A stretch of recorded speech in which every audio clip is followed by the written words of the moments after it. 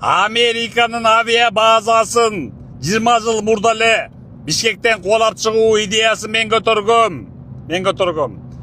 Болбосо кечээ Иран бизди өстөй ракеталарды атмак. Vuruş baştan vuruş.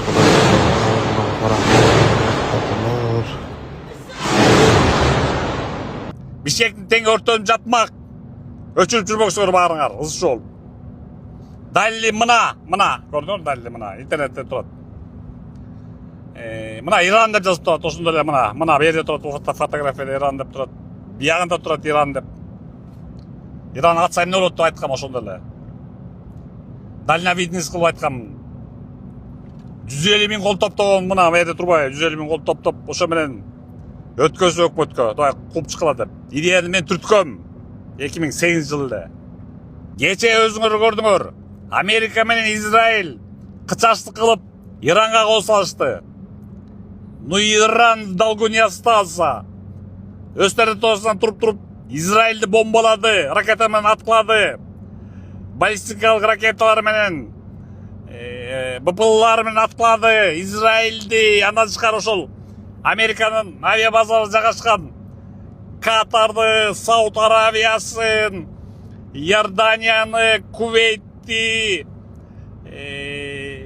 Бириккен Арабтар Эмиратын, Дубайды коштуруп талкалады, көрдүңөр. Американын самолет ташыган чоң корабльдарын талкалап таштаган жана Ближний Востоктогу болгон бай ДШ, Сауд Аравия, Катар, Иордания ошогон Дубайга окшогон эжели гүлдөп турат дегенди. Ошончо талкалаган Иран Кыргызстанды айып коймок эмес. Бери жагы бир 100 ракета учуп келмек. 100 ракета учуп келмек Кыргызстанды Бишкекти көздөй. Анан пипец сему хана болмок. Ошентип 20 жыл мурда менин патриоттук кыймылым Жомарт деген 150 миң кол топтоп, мына мен жазып турбай, 150 миң кол топтоп интернетте турбай мына. Өкмөткө тапшырганбыз. Буга чейин унча албай турган Бакиев ошо замат жүгүрүп барып Москвага, Медведевке ошо келсе президент налып баштайт. Биздин Иванов деген гражданинди Американын солдаты атып салды деп. Ошо менен инициатива башталат.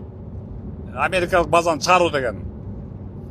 Бирок кийин берден Бакиевдин ач көздүгү жеңип кетип, Максимдин мегимисин айтор, ач көздүгү жеңип кетип. Авиа базаны аябай чоң сума акча алышып, анан калтырып коюшат. Бакиев кеткен соң 2013 жылы Путиндин кысымы астында Атамбаев мажбур болот, чыгарып жиберет базаны. Парламентке салып. Анан силер ойлогула беле Атамбаевдин кыйындыгынан болгон экен деп. Апай сегизден ал каршы эмес болчу, наоборот, ал мен урушкан. Сен неге авиа базага каршы сүйлөп атасың деп. Акча чөтпөй бизге деген. Анан ушу Атамбаевка кишенеби? Бул болбосо эркек кишинин айтар сөзү, не то что президент, эсиңердеби? Атамбаев деген апайсы кезинде мынтип айткан, интернетте илинип турат. Мен президент болуп калсам, президент Назарбаевдин бутуна жыгылсам дагы Каркыланы кайра Кыргызстанга алам деп. Кийин президент болду, Каркыланы совсем унутуп калды. Назарбаев баш болуп бардык казактардын башларына уу тилин агатам деп. Ошо кезде премьер-министр Касым-Жомарт Токаев муну Атамбаевди шизофрен, жинди деп айткан сөзү азырда интернетте илинип турат. Алдын ала көрө билбеген биздеги регионалдуу саясатчы, тупой саясатчылардын кара жерге кирсин. Бакиев Атамбаевдардын мысылдары кара жерге кирсин.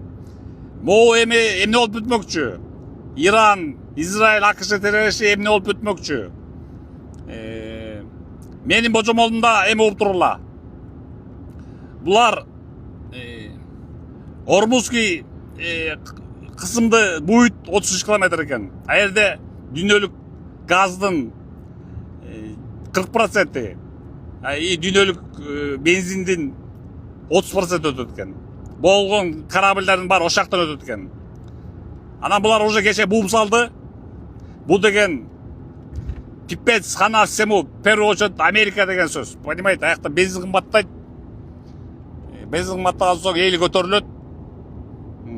Промежуточный выбор деген балекет бар булардын баш айткан системасы. Ушул күзүндө. Трампка, республиканецтерге удар болот бул. Удар болот дагы ошо менен. Андан тышкары бүт дүйнөсү Европаң башыга отурат, нөлгө отурат. Россияга келишет жалдырашып. Ошо энергияны носительдер үчүн. Ошо бүт контролдойт экен да Иран. Дүйнөлүк мындай 40% энергия носительдерди булар контролдойт экен. Ормусту бүттү кысып койду. Кечээ бул кысты уже, болду, жапты. Бу жерден баары Иран жеңет. Айтпа дерсиң, Иран жеңет. По-любому. Ракета жагынан дагы, саясат жагынан дагы, кыскан жагынан дагы Трамп жеңбейт. Жөөт эврелер жеңбейт карышка алган. Бу жерде Иран жеңет. Айтпа дерсиңер. Асуда тиги илгери Пророк Мухаммад саллаллаху алейхи ва саллям айткан хадистер дал келип атат. Акыр кыямат аз калды. Акыр кыяматка даярдангыла. Акыр кыяматтын алдында ушул дал ушул кырылыш Ирандан чыгат деген, Исфахандан 70 жөөт чыгат деген, Магди келет деген, имам Магди. Иисус Христос түшөт. Ошо чоң кырылыш болот, анан акыр кыямат келет. Так что акыр кыяматка даярдангыла.